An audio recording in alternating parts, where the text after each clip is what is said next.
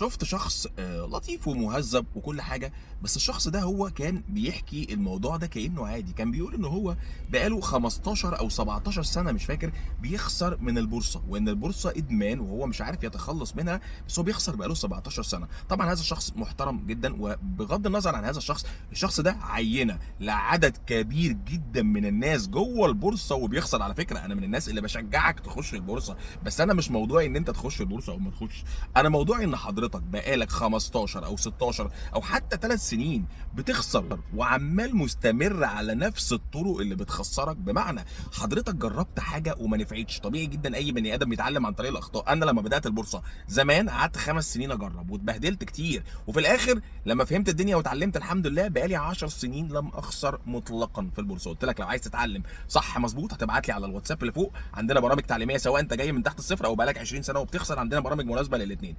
فحضرتك بتجرّب بقى لك 17 سنة شيء مش شغال ومستمر عليه. يعني أينشتاين أكيد عارف المقولة الشهيرة بتاعة ألبرت أينشتاين، قال لك الجنون هو إن أنت كل يوم تجرّب نفس الحاجة ومستني نتيجة مختلفة.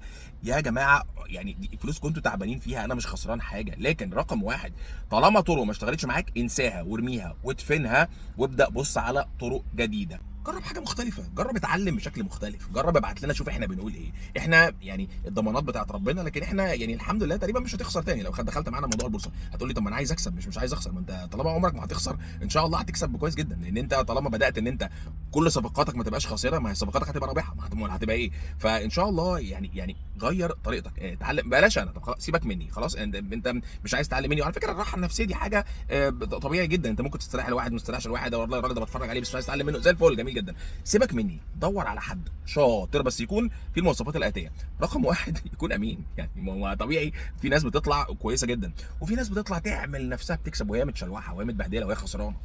طب تعرف منين يعني إن الشخص اللي بتتفرج عليه ده أمين والّا مش أمين؟ أحيانًا بيكون طبعًا صعب، أنت فاهم السوشيال ميديا والكذب المنتشر، بس مثلًا في علامات بديهية جدًا. يعني أنا مثلًا عندي فيديو كامل باقول لك إن العربية دي مش جاية من فلوس البورصة، طب ما أنا بابيع كورسين بورصة على القناة دي. كان ممكن استغل العربيه دي اقول لك خلي بالك العربيه دي بص انا دخلت البورصه لا، الفلوس دي جت من شغلي الاساسي مالهاش دعوه بالبورصه خالص. ما بقولكش ان انا يعني بقى خلاص الشخص بقى تحقق، خش تحقق شوف الناس بتقول ايه وهتعرف من وسط الكلام بالخبره والفهم هتعرف مين اللي بيتكلم بجد ومين اللي بيهرج. رقم 2 لقيت واحد امين يكون اصلا بيكسب. ما يا جماعه يعني البورصه اللي بيخسر فيها ما اعرفش 70% 80%، عدد ضخم جدا بيخسر، عدد مهول من الناس ومكملين. وانت لازم تكمل. حاجه حلوه انك تخش البورصه وتستثمر وتخش في كل فرصه، ده من مدرستي ان انا بشجع الناس انها تستثمر وتتحرك وتروح.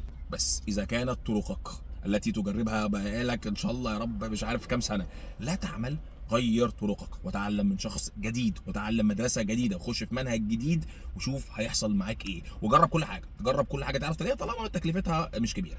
لو عايز تتعلم بورصه صح عندك رقم واتساب هتبعت لنا عليه.